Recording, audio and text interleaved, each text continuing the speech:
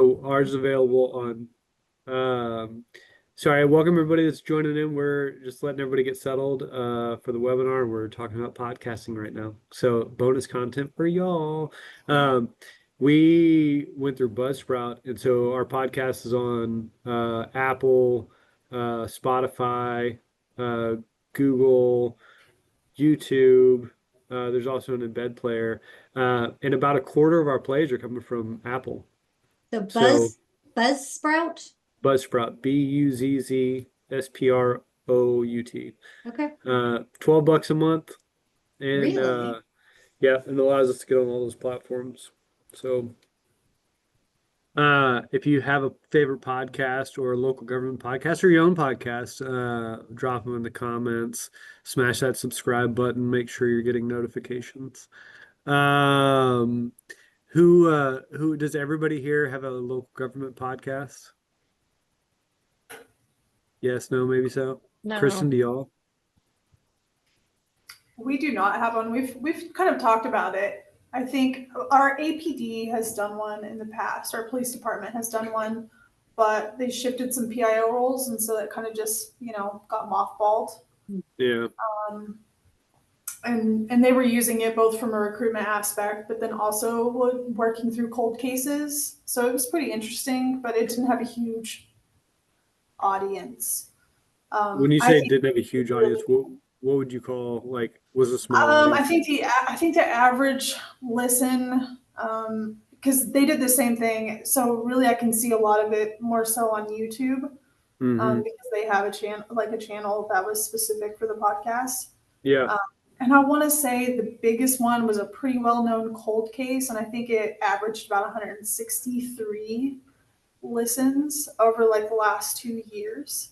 So I think it was kind of the same thing. If someone ever Googled that case, that would be one of the first things that showed up on Google. So I think on average, it was probably closer to like 30 people. And sometimes I wonder if that was mostly staff. No, that feels right. Yeah. Yeah. That's always a tricky thing is, we want to have effective communication for all, for our entire audience.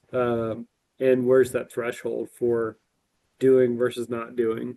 And that's why, Mary, we haven't done a video component to our podcast because plopping the mics down and sitting at a table and recording everything to a Zoom is so easy.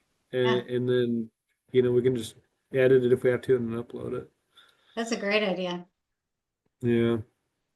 Thank you. I wasn't ship fishing for compliments, but Whatever makes it easy for us, right? We want to make it easy. We're selfish that way.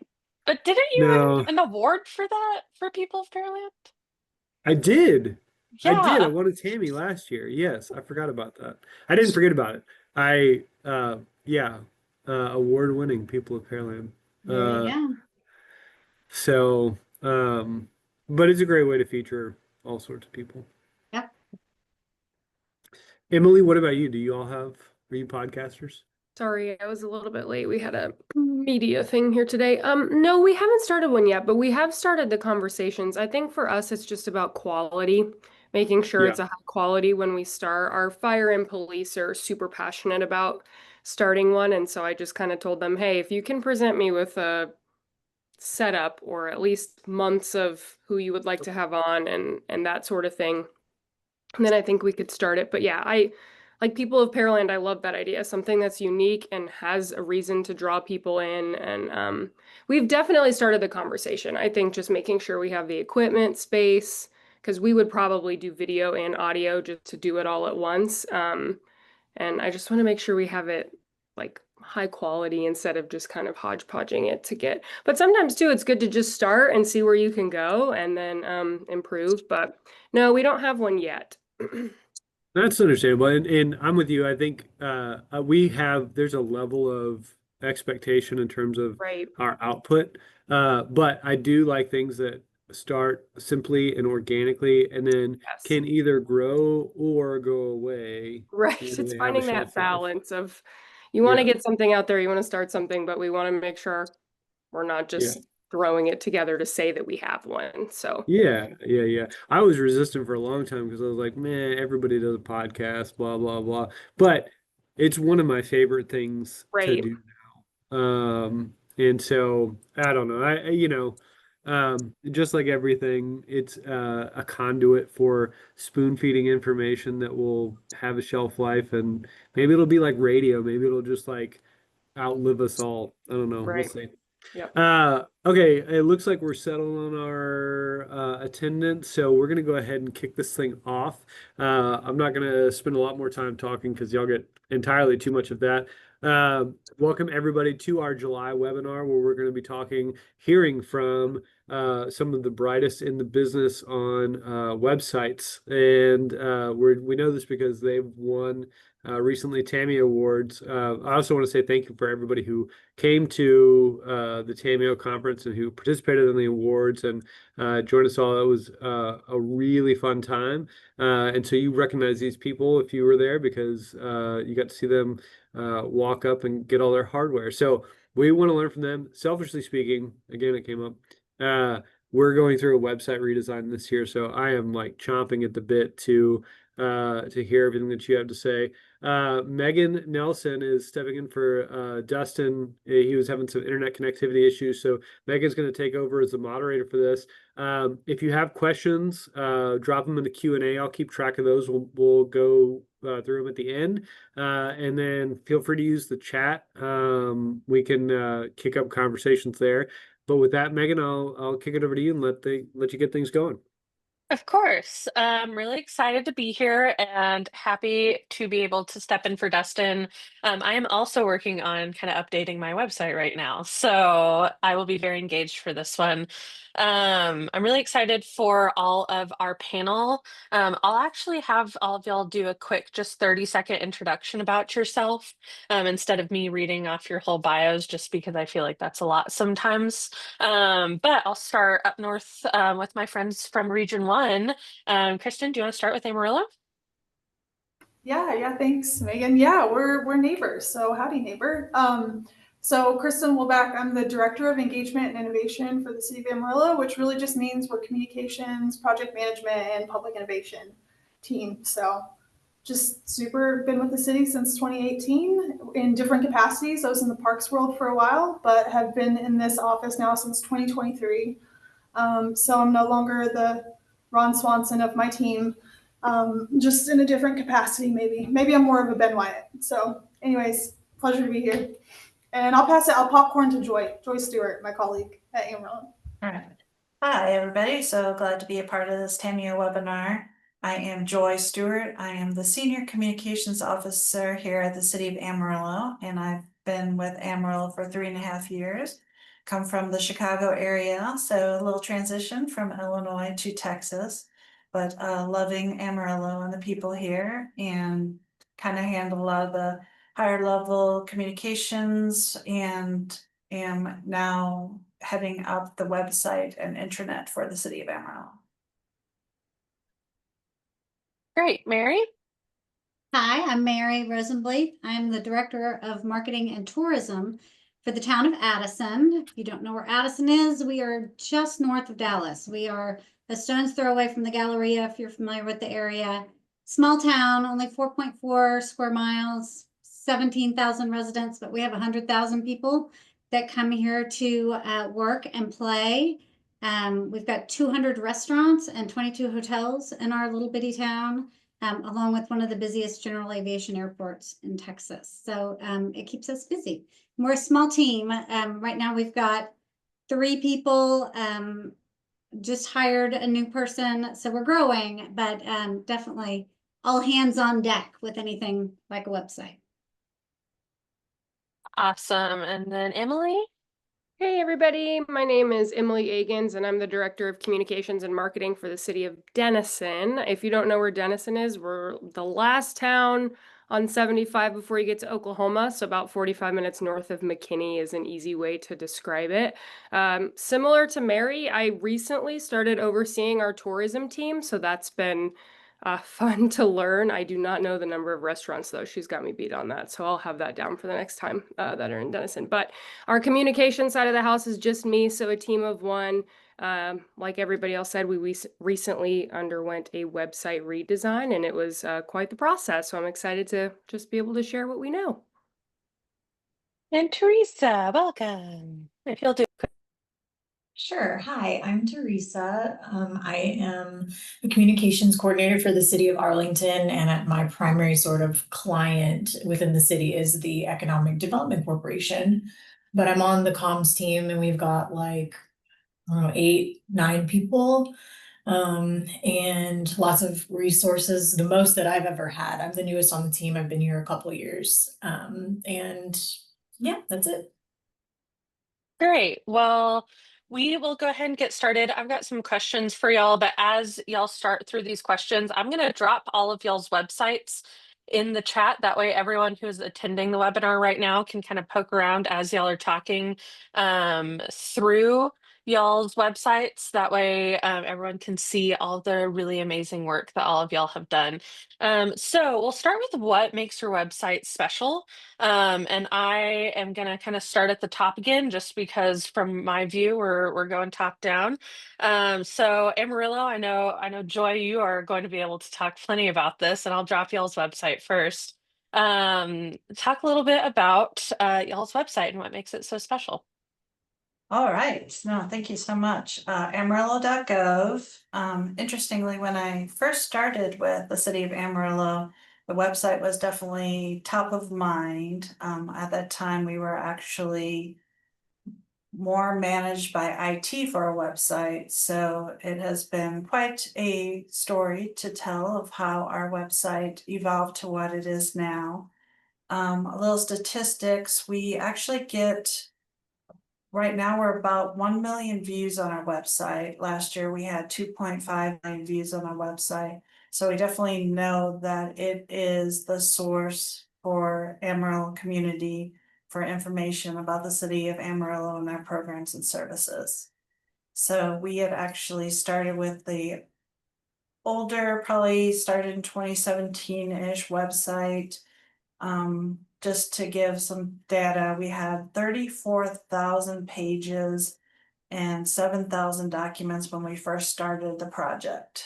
So we were like, where do you even begin with that? But we've been able to really transform our website. I love that it's just bright, a lot of empty white space, so very easy to read. And obviously one of the more unique things about our website is the implementation of our digital human, and her name is Emma.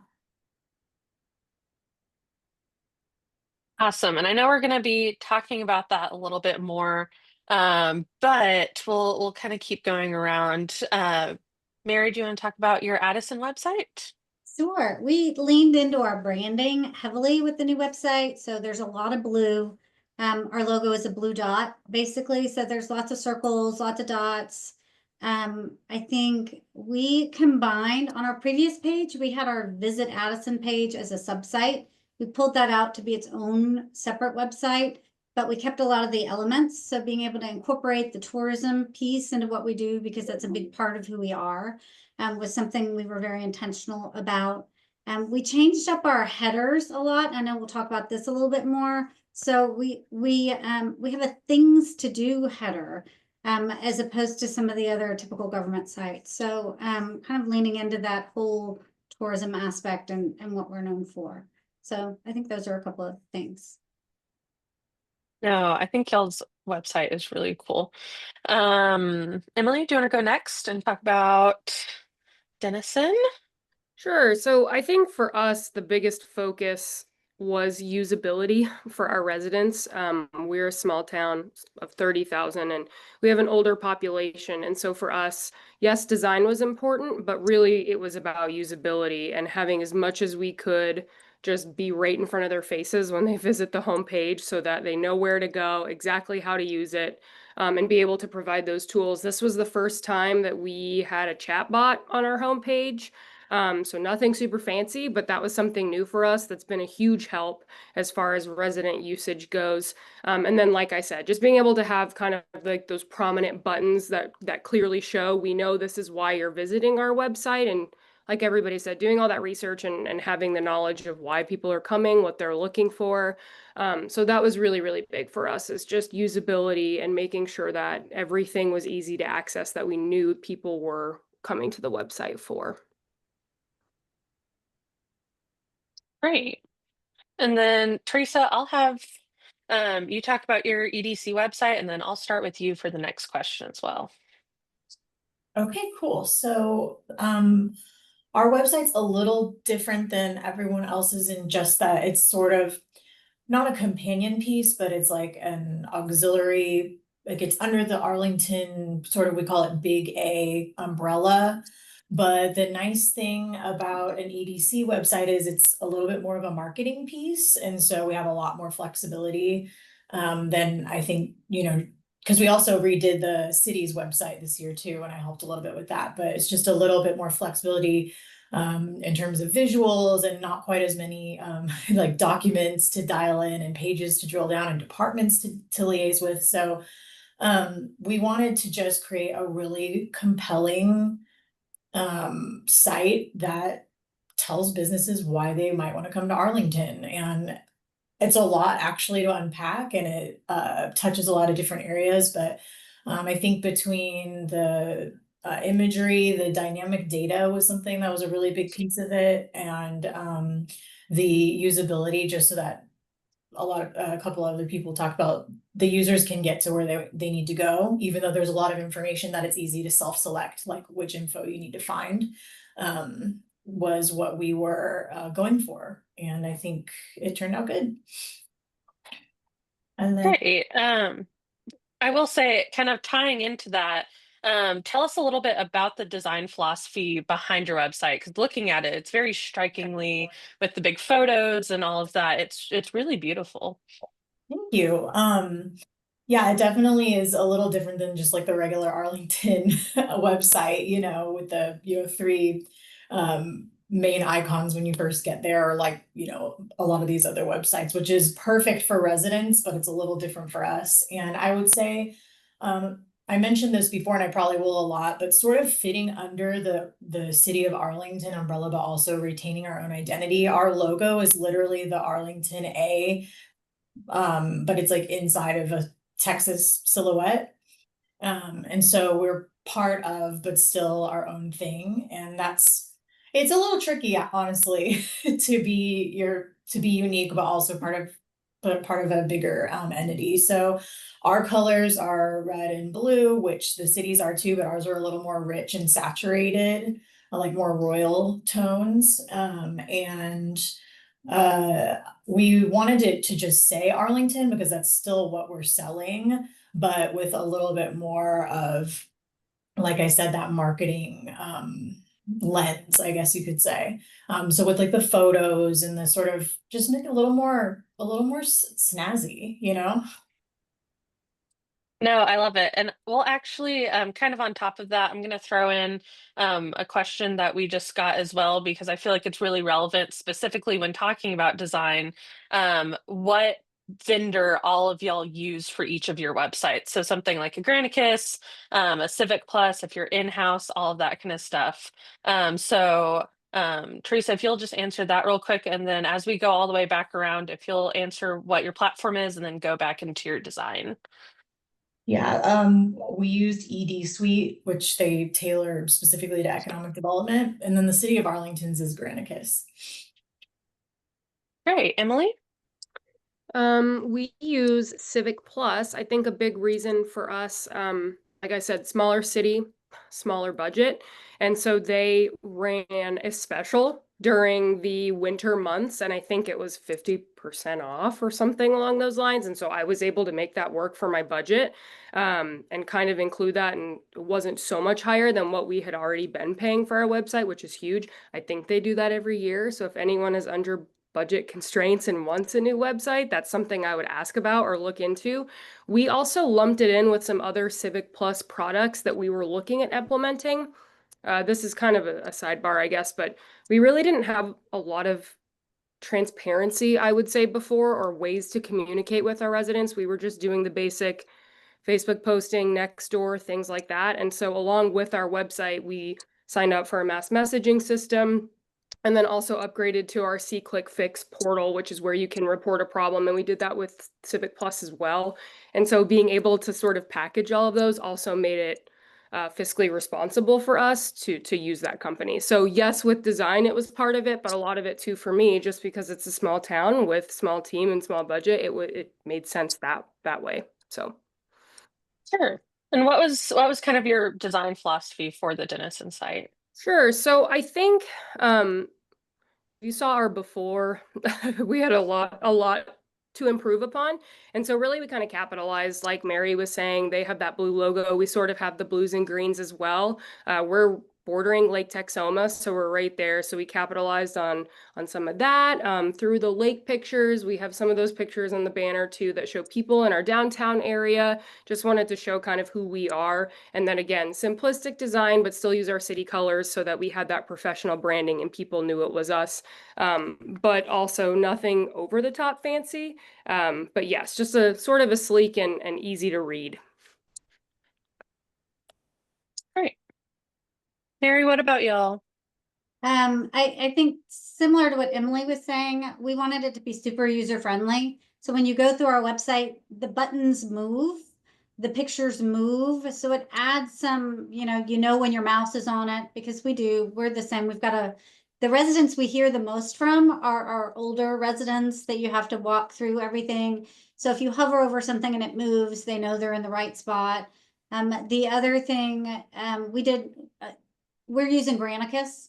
And we have a bunch of Granicus products, so that really was helpful with the integration with some of the other things that we do. But they also have a really great project page that we really enjoy. Our residents use it a lot. It's got a great map that shows where all the projects are. You click on it. Their map function is really good for what we use, our facilities guide and things where everything's located. It's nice. And then at the bottom of it, it's got a what's around me, and you can enter an address or use your location, and it'll pull up a map that kind of shows you where the government buildings are around you, where construction is, that type of thing. So it kind of centers you a little bit if there's something specific you're looking for. Again, a lot of us would just pull that up on our phones, but not everybody uses their phones the same way. So this just gives it a visual aspect to where things are in the city that it's really helpful. That is a really cool note. Amarillo, what about y'all? Well, we definitely started the whole process of design, and we are actually on a WordPress site that was custom designed in-house with our amazing creative and technical team. But we start with a question, what if you can get to what you needed directly from the home page? So that definitely kind of drove a lot of our philosophies. And as I said earlier, we had tons and tons of pages. So consolidating our content, we actually ended up with only 237 pages currently. But we really wanted to shift to structuring around what do the residents need to do, what do the residents call things with the terminology, and trying to get them more directly to what they were looking for informational wise. But we also, by implementing the digital human, we had to also shift our content quite a bit. So we kind of shifted from informational content to a lot more FAQs, where we added conversational tone to question and answers. That works really well with that platform. And we have been able to host now the website through our office. So we have a lot more control. We're able to change things up internally a lot quicker and really design things that we would like.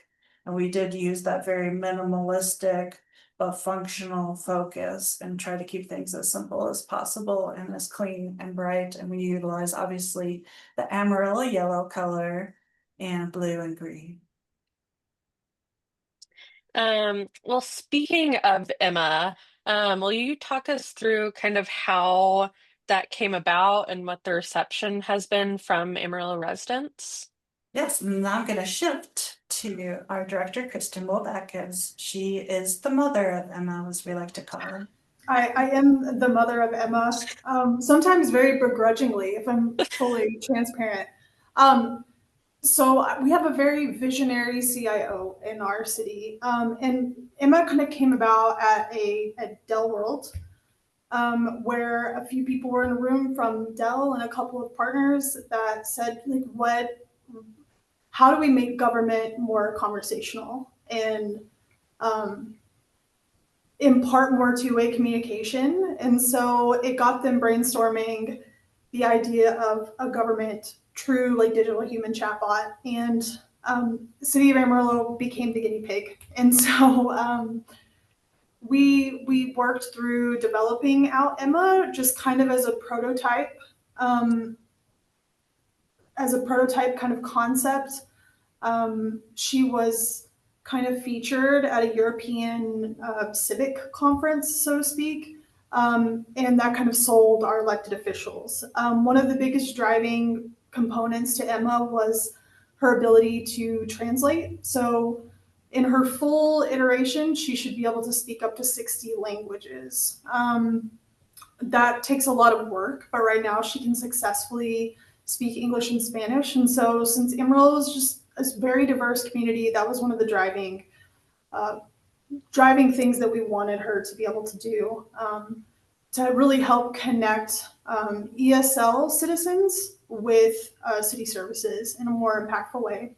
And so, yeah, that's really kind of how it started. We learned about midway through the pilot project for Emma that she could not go on Granicus. That was the platform that we had been using since 2017. And so that gave us about 6 months to be able to both launch a digital human and then turn around and design a website in-house. And so, I told someone earlier, we truly did build the plane in flight. So we both were testing Emma pretty actively and building the site simultaneously in parallel. But that's Emma. So Emma uses the website content to provide answers and feedback. And so I'm grateful that we did it in parallel with one another, because we relied on good content. And that's something that we didn't really have in the previous iteration of our website. And so I think Emma became very, very good, very accurate for the most part, because we were able to do those two projects in parallel. No, that's really interesting. And congratulations for successfully having a plane that flies. Oh, hey, you asked, and I didn't tell you. I have this number. So since we launched in December 13th, I think was like our technical soft launch date, she has answered 32,000 plus questions. On average, it's closer to about 2,200 a month. I think the 3,200 was a little bit of beta testers. So we really, really tried to hack our digital human for a while. So we were asking her very crazy stuff. So I think that 32,000 is probably because we were trying to break her for a while. So on average, about 2,200 questions that are asked and answered every month. And so I know that she's being utilized. That also helps us shift our focus to what content we really need to improve on our website as well. I know what feedback is coming in through Emma. I also know every question that's being asked with Emma. So it really kind of helps us prioritize things that we're communicating on multiple platforms, but also just ways to improve our content on our website. So hopefully that answers that part of the question. Sorry, Megan. No, it's great. And it's definitely really interesting. I won't lie. We down in Canyon also were trying to break Emma to see what all the questions you could ask were. But for Addison, you mentioned it earlier that you started with the things to do tab. How did that kind of come about, and what were the decisions on what went on to that tab? We worked with Granicus before we got started with in parallel with some of the design, but as we were working on the navigation, the navigation to really spend time looking at how people navigate our site and what pages they're going to. We did some surveys with our community. We looked at our Google Analytics. They have their own method of kind of monitoring how people navigate your site. So we did that for a few months before we really got into it. And what we found was a lot of people were going to our site looking for our special events. We have some really big special events that we do down here. They were looking for places to eat. They were looking for events that our parks department was hosting. And so it really kind of through the whole process of looking at how people use the site, we decided to do a things to do. And there's a lot that falls underneath there. It's volunteering falls underneath the things to do. It's parks and trails, it's our public art. So rather than having that in other places as a service, or those are under things to do. So it kind of, you think about the website a little different. It took us a little while to kind of get mentally around that. But it's worked really well for us. The feedback we've gotten, how people are navigating the site, seems to be good. It aligns with how they were using the site before. This just makes it easier to find the things they're looking for. No, I think that's great. For Denison, I know that y'all are a small team. Love to respect a small team. There's lots of small shops out here. How did y'all work with your kind of department liaisons for all of the content, and how did that navigation go for y'all? Yeah, so there's a lot of people that have hands on our website. I'll just be honest with you. And going through this process, we were able to kind of narrow that down, right? It's sort of been a free for all. And then as we were kind of going through who's going to need training on the website, it allowed us to sort of narrow it down a little bit. Do you really need access? When's the last time you actually touched the website? Find someone on your team.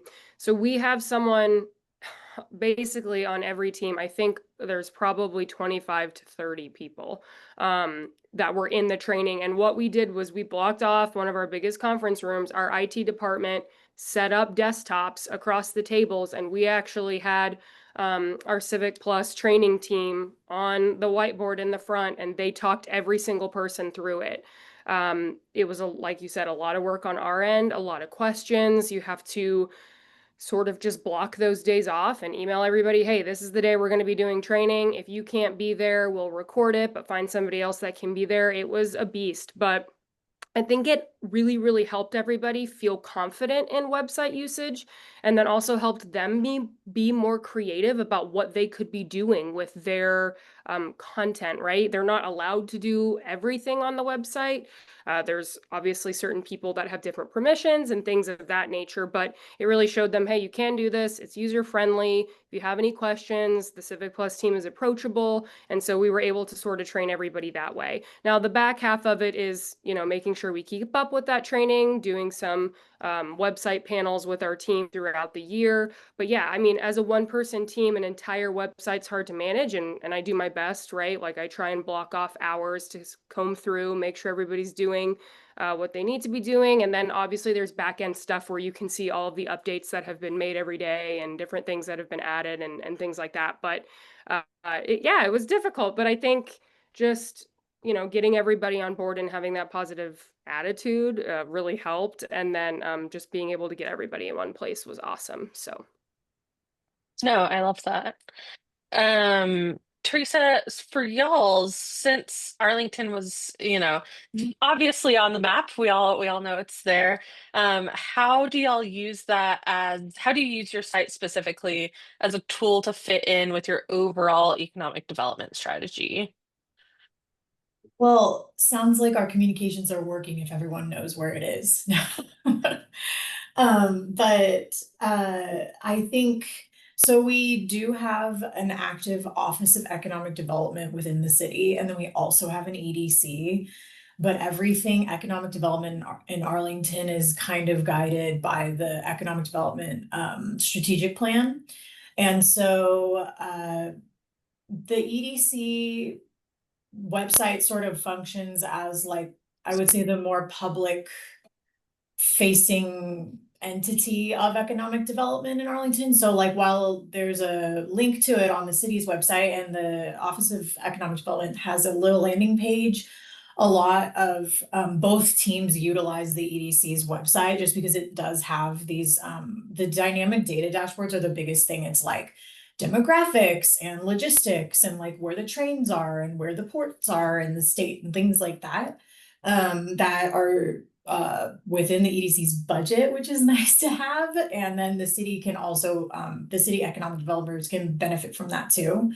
And then just the overall goals of the strategic plan are reflected on our site as far as like transformational redevelopment and some of the things that we're seeking in terms of economic development. And so a lot of the material on the website is usable. It's all usable really by both teams. So it kind of it crosses multiple boxes. It's not just the EDC people who are using it. And then I think even like our city manager, like certain, XYZ leadership within the city can also use it for certain things. So it's a nice companion piece to the city's website, which is geared more towards residents. No, that's really sorry, I was looking at y'all's demographics page, which I absolutely love, and then I copied the link and I sent it to our EDC director. And I said, "Hey, look at how cool this is." But kind of going into some of the questions we have already, and I want to really make sure we all get some time for the ADA conversation, just because that timeline is coming at us pretty fast. But I want to start real quick with kind of what metrics do y'all measure really regularly, and how does that play into knowing how to optimize your websites and making sure the pages that people are visiting frequently are being used so often. I'm going to mix it up and call out Mary first. One of the things I do love about our new site is we have an insights dashboard that will tell us popular searches on our page, but more importantly, the one I use the most is search with no results. So if somebody searched my page and didn't get a result, and I know it's there, because we do have a couple of microsites that don't necessarily talk to each other. If I know that somebody's searching for something and they're not finding it, they're not getting a result, then I can go in and create a workaround for them to be able to find that. So that's, I think, one of the biggest things I look at. We look at when people, total numbers and when people are on the page, but for me, that navigation piece is really important. So if they're searching for something and they're not finding it, we also look at trending pages. So if we need to be looking at what our buttons are on the front, if we need to switch those out because more people are looking for one page or another, those are the things that I think the usability, the things that really manage the usability of the website are the ones that mean the most to me. Great. Emily, what about y'all? I think it's similar. Also looking at the time people are spending on your website. Are they there for a long time trying to find what they need? Are they able to get it quickly and get out? But similar to Mary, I look heavily at what pages are visited the most, and then also if we had any that bounced or that page 404 couldn't find this page, we try and solve those issues as quickly as possible. The other cool thing about the way we have our setup is we've got those 6 buttons on our homepage that are sort of the big ones: report a concern, apply for a job, pay my utility bill, the main ones that people look for. We've also got some boxes right underneath those that are geared toward visitors, residents, things like that. And so I can play with those links a little bit more as well. Like, I know if we have a major music series coming up over the summer, I don't necessarily need to change one of those homepage 6 buttons, but I can put something else on the homepage in a different area that highlights that, because that's what people are coming for, but we know it's sort of a seasonal thing. So just being able to play around with it a little bit. But yeah, I think our biggest is what pages are being visited the most, and then I like to make sure people aren't getting stuck in certain areas. So Sure. Amarillo, what about y'all? I'll touch on to Emma and let Joy kind of chime in if she has anything else from like the Google Analytics standpoint. But obviously Emma is a really good basis for me, and usually she does align pretty well with our analytics anyways. So I can actively see what questions are being asked. I get to measure feedback in real time, so I know if somebody didn't get a good response or if they did get a good response. So we're able to adjust content that way. Also from the homepage, really similar to what Emily and really even Mary said, having some of those quick links. We have some that are evergreen and those are not going to change, but we also have the ability to change portions of that homepage to match if we have an upcoming election or we're anticipating, some of those seasonal things. So we have that ability to shift based off of what I'm seeing either on Emma or on the analytics side. The other thing that I think Emma's been really helpful with are gaps that I think are very important, but that we wouldn't normally see. And I've seen people ask her maybe sensitive or awkward questions that we might not want to ask a person or feel uncomfortable asking a person face to face, specifically public health related information. And so it's kind of a cool way to gauge questions that I think we don't normally think about as being really important, but they're important to someone. So that's a really cool way that I've used feedback. I don't know if Joy has anything to add on the other side. I think analytics are pretty much the same, right? Bounce rates, rest time on pages, things like that. Yeah, we definitely utilize that analytics to design the website, so it aligns really closely, but I think it is unique to have those questions being asked of Emma, so periodically we can see like maybe that's not the right answer, or we need to adjust the answer so it's a little bit more specific. Like we had weed information if there's 12-inch or higher weeds, but it didn't say grass, so we realized that we need to add the word grass to that. So it's been a really cool way to kind of analyze the content. Teresa, what do y'all use? Or what do you look at the most, I guess? I think what everyone else mentioned, just pages visited, average time spent on those pages. But since our website has literally only existed for a year, I'm kind of the philosophy of just letting it run and do its thing for a while before we do a ton to it. And it's a little different, obviously, because we're not communicating like, you know, emergency weather information and like that kind of thing. And so it's important information, but it's not, the stakes aren't quite as high. So I have a little bit more breathing room to just kind of let the experiment run a little bit. But I will say, one thing that we do track a lot is like, if the EDC sponsors an event, I will check our web traffic on that day and sort of as one way to try to measure ROI. And sometimes depending on the event, because it's like these are like $25,000 to sponsor this event. I don't know if it did anything, but sure enough, there's like a massive spike on the website at that day, and then social media followers and that kind of thing. So it is, it's not like the only way to tell if it was worth it, but it has been really useful for us, just because we get hit up for that kind of stuff all the time, to say like, oh, that one last year didn't really fly so well, so we can confidently say no this year or whatever. And then honestly, people not complaining about how hard it is to find something goes a really long way. And we hired, when I started, the EDC only had like 3 staff members, and now there's 9. And so the people who are actually out pursuing clients telling me like, hey, this, I was looking for this thing on the website and I couldn't find it. And maybe it just was a matter of like a button on a page that was tangentially related to link back to where it needs to go, or like just sort of the insider scoop, because I'm a communications person, I'm not an economic developer. So relying on my team to help me make it a better tool for them to use has been really valuable, also. Great. I'd love to spend the next little bit because, like I said, it's definitely something we've gotten 2 questions about it already. But specifically on the ADA compliancy that is coming up in 2026 for those populations over 50,000, is that correct? And then 2027 for those of us under.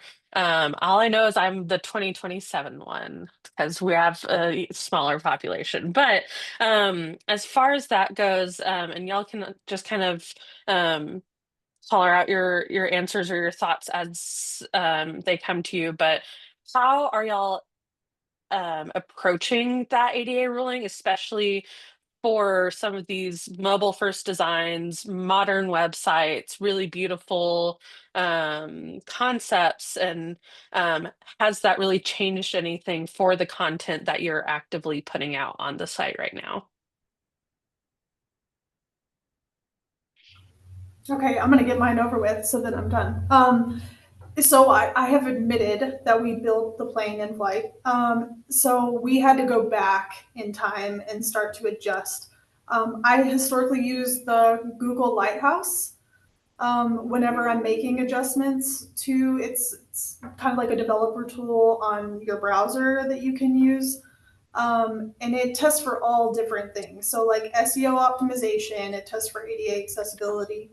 So as I'm making adjustments to the site, it gives me a grade and it tells me what I'm not doing well. It checks latency, all kinds of really, really cool stuff. And so um, it was much easier to kind of start. So we knew that with like buttons, call to action buttons, things like that, we knew what we needed to do. It was much easier as we developed the site when we were uploading documents, images. Those were things that we did really well. The thing I have not done well and that I'm in a panic to fix is PDFs and making sure that those are accessible. And that is a bear. And so we're looking at taking care of those, what's currently on the site, but then we will be actively working with departments, doing a little bit of change management to prepare them that anything they request moving forward in regard to a PDF document, any type of media documents like that, it will be their responsibility to ensure that it has ADA accessibility before we add it to the website.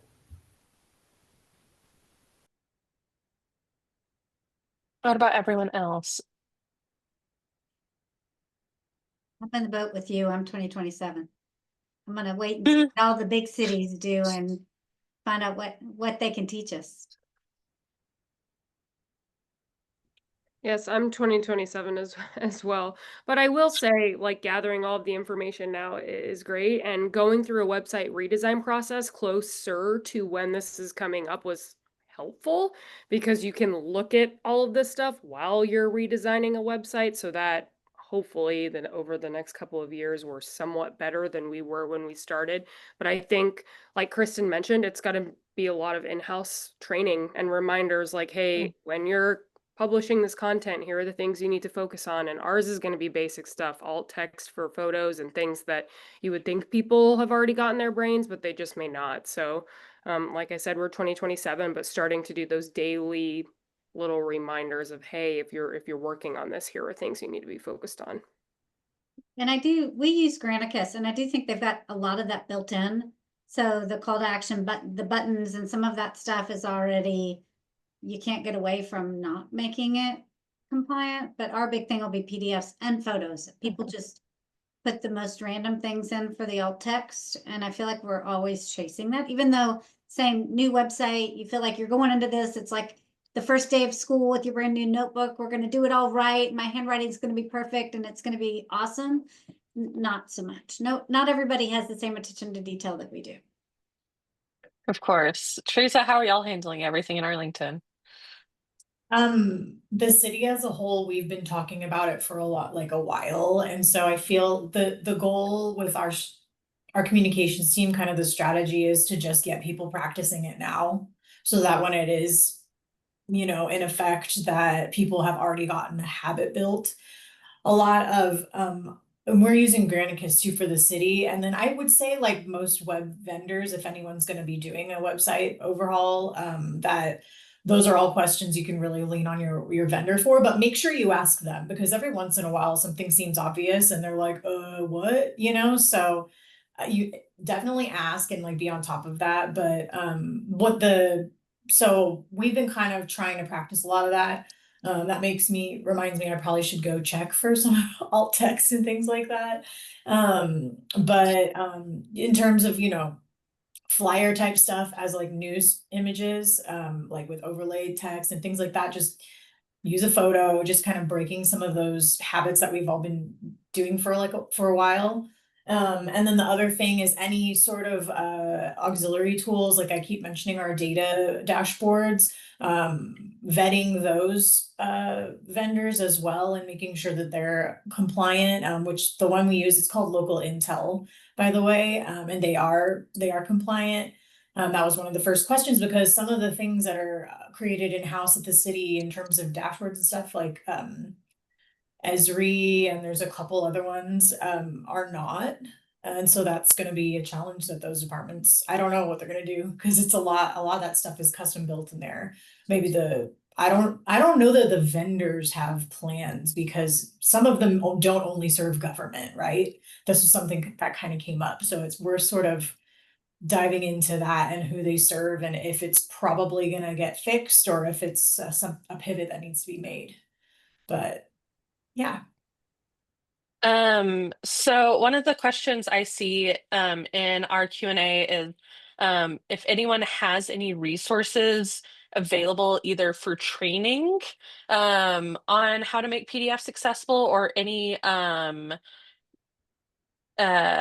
resources on either like a conversion or anything that could be helpful because I think really for everyone PDFs is one of the biggest things because photos we can figure that kind of thing out but PDFs especially those ones that have been there for a long time what does anyone have or anyone in the chat if anyone wants to drop in the chat if y'all have found a really great training or resource? Does anyone have one, or are we all just doing this by hand? Please don't tell me that's the answer. I have found some resources. If you want, I can send them to you guys, and you're welcome to send it out to anyone that's attended. Only because I know that it's the bear I'm about to have to tackle, you know. So I've looked at some options. There are some AI tools that I've seen come into the framework that I don't have a lot of confidence in just yet because I think it's early on. And I haven't used them, and of course they're all behind a paywall. So, but I have at least some resources in talking about what's required because I don't use a screen reader, so it's hard. Yeah, I don't know how to test that really well. One thing that I would recommend though for people is engage your library through the process if this is something that you want to do because they probably have really good even informal beta testers at the very least, people that can look at translation services within your website, but also that may actually require some of those accessibility aids in order to do that. And if you get them early on, they can be really useful testers when you look at redesigning a website. But I can send over just a few things that I've found as far as resources, and you can email them out to the group if that's helpful. No, that would be great. You can send those over to me and we can especially get them posted in the Tamio Facebook group. Perfect. Has anyone else found a really helpful resource? I see someone dropped in the chat the LinkedIn Learning, creating accessible PDF. I'm definitely going to add that one to my list.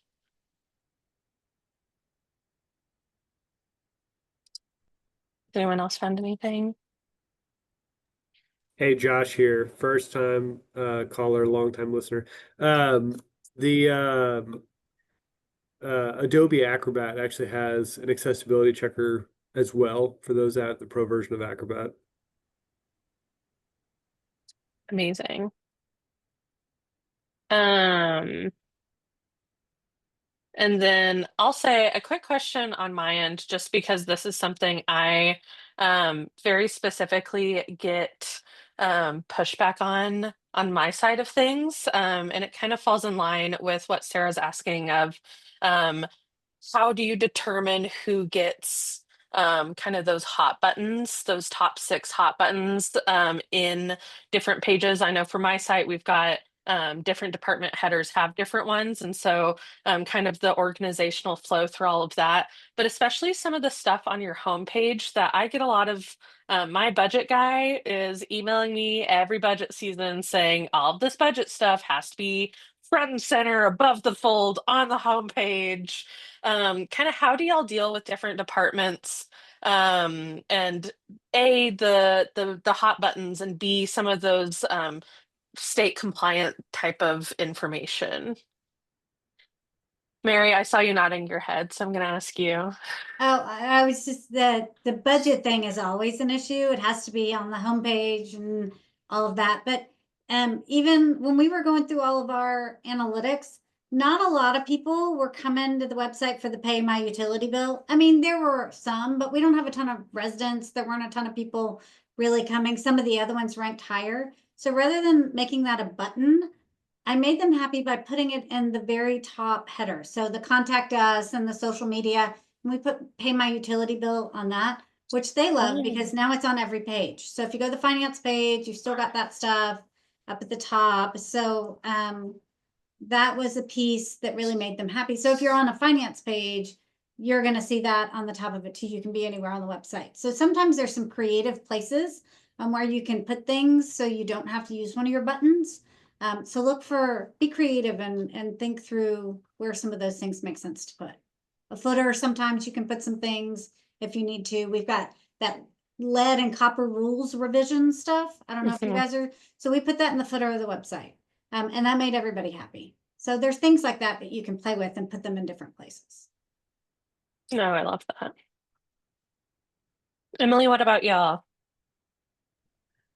Similar, but I have things that, I mean, I just caved on, right? Like financial transparency for us, our accounting team was it has to be 2 clicks. You can only have 2 clicks. And so that was one of those things going into a redesign. I knew it's going to have to be one of the 6 buttons. It can live in last place, but it's got to be there.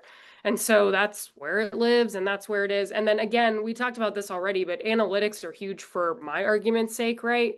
Like, hey, we know a lot of people are coming to the website for parks and recreation. Libraries falls under that. That's another huge reason people come to the website. So that was kind of my argument for having parks and rec on there and nobody else. And then unlike what Mary said, we've got a lot of pay my utility bill permitting and registration because, as everybody knows, North Texas is growing. And so we get a lot of those requests. And so we really looked at analytics as a reason for having those things on there. And then I mentioned this earlier too, but we've got some more room under those 6 buttons to play with the links there. And so that's where we have our copper and lead stuff. And then we can adjust those a lot easier. Unlike other cities, our economic development piece is separate than the city. They operate on their own, really. And so we have a link to their website in that place as well. And so we were able to play with some of those things too. Our tourism site is separate, so having those there. But yeah, some of it, financial transparency is just on there because it needs to be. And so that was something I knew going in, like, hey, this isn't, a battle I'm going to fight and win. So we keep it on there because it's a necessity for us. But yeah, just looking at analytics and deciding what's best to go where. If Amarillo or Arlington have anything else to add? Not aside from probably what's already been shared. It's very similar. We use analytics, and we know what people are asking. I mean, we do social listening, I think, by nature, right? Communicators. So we know what people are frequently asking. So between analytics and just kind of knowing what we historically have coming up, that allows us to shift those. And we don't get a lot of pushback on that usually. Well, thank you all for your amazing insights. I am definitely keeping y'all's tabs open for at least the next month, just so we can all kind of look forward to that and looking at y'all's really beautiful sites and how awesome that has been. Josh, do you want to talk about our next webinar? No, Well, no, I he's kid. doing it, so. No. Thank you, Megan and Kristen, Mary, and Emily and Joy, for being willing to do this and share your insights. This has given me a lot of encouragement and some really fantastic questions and engagement. The ADA thing, I'm sure, just like you all, stresses me out to no end. And yet it's happening. So we all got to band together and make this thing successful. we got a few questions that came in. I'll try to answer those as offline. But in addition to that, next month we will be hosting a webinar on emergency communications. Given everything that we've seen in the Texas Hill Country, and given we're still in hurricane season, topics that a topic that we could talk about until the end of time. It's a good opportunity to circle the wagons again and have an in-depth conversation. So join us again last weekend in August. Look for that date coming out soon. And we will see you again next month. Thank y'all. Thanks, y'all. Thank you. Thank you.